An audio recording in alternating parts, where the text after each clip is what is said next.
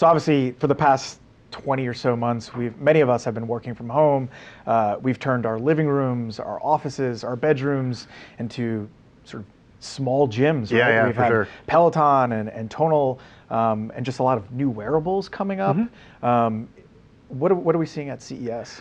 So CES often has like a health section where there's a lot of claims that you really can't trust. Smartwatches in general, I think that the opportunity is going to be in sports and fitness, not so much just taking the Apple Watch head on because it is a 100-pound gorilla in the space. I don't know, this is wellness technically. There's a new dog collar that I think is really cool because it can track your dog with GPS, but it also can do vitals for your pet, like heart rate and activity, without having it be like a full chest thing. It's just a relatively loose fitting collar, which is kind of new for that space. To me though, if we're talking about home gyms, I'm actually more interested in talking about the smart home in general. Okay.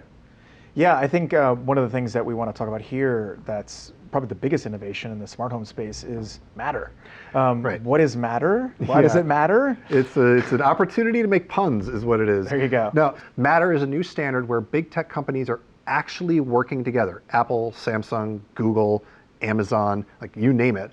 And they are standardizing the way that smart home gadgets will network and the way that they'll talk to your control layer, so you can actually trust that when you go to the store to buy something, it will work with what you have. But how is this different currently from Apple HomeKit or Google's Nest products? Right. What's the difference there? So the difference there is you think of those as control layers. So the way that you use your smart home isn't going to change that much. You'll still use HomeKit or talk to your smart speaker with Alexa or whatever else.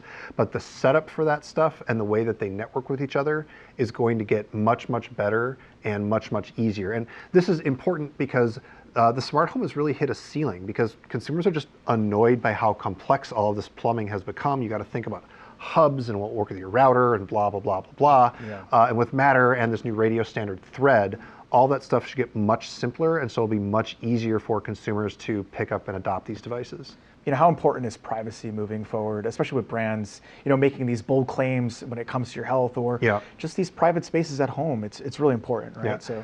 So I've got good news and bad news. When it comes to security, before you get to privacy, with Matter devices, that situation should get a little bit better. Smart home gadgets are famously insecure, but Matter requires over-the-air updates, so we should see some improvements there.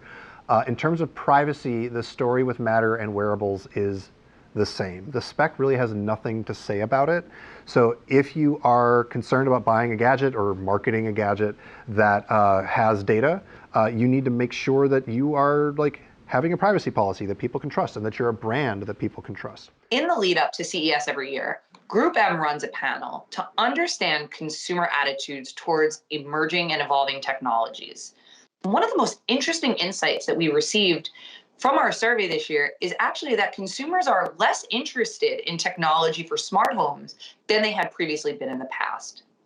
This is largely because of the complexity and the lack of interoperability that smart home technologies have historically had. Innovations like the Matter framework are really important because that can unlock for the industry and reinvigorate the interest in smart homes and in these personal technologies. However, there are many consumers that are skeptical and that feel like they're being listened to or surveilled by bringing smart technologies into their home.